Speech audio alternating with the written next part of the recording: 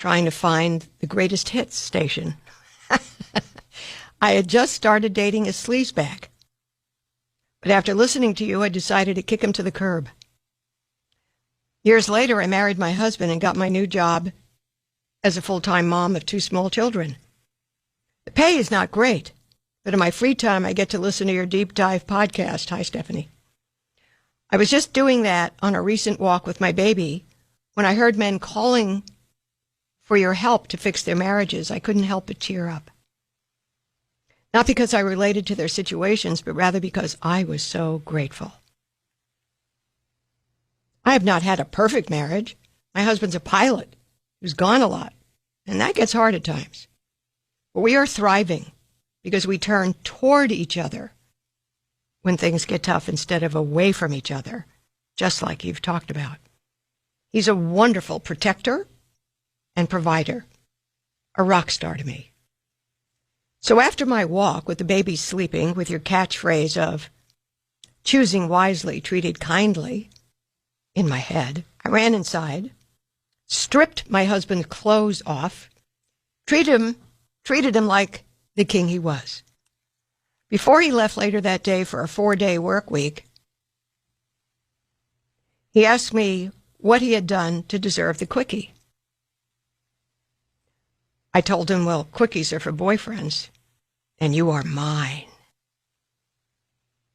So thank you, Dr. Laura, for your words of wisdom from 19 years ago. They're like a warm hug with a side of truth, and they still hold true today. Stephanie, I want to comment on that. So he leaves 4 days, and let's just say you've got a spouse who does that, and how do you send them off? Let's assume every time your spouse leaves, whether it's for the day, for a month, for a week, 4 days, 10 hours, whatever, how would you want them to feel excited about coming home to you? What'll be their last vision as they walk out the door to go do whatever they have to do? What last feeling about you and the marriage do you want them to have when they walk out that door? Women have called and say, he stops off at a bar. Why do you think he does that? What could you do to make him excited to come home to you and bypass the bar without arguing, without crying, without threatening, without blaming? What could you do to make him go, screw the bar, I want to go home?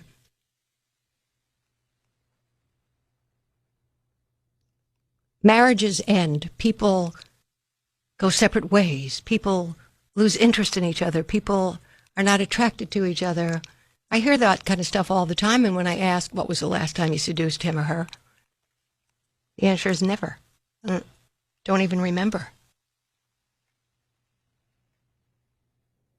Well, how do you want them to look forward to coming back home to you if it isn't a happy place? Notice your dogs have happy places.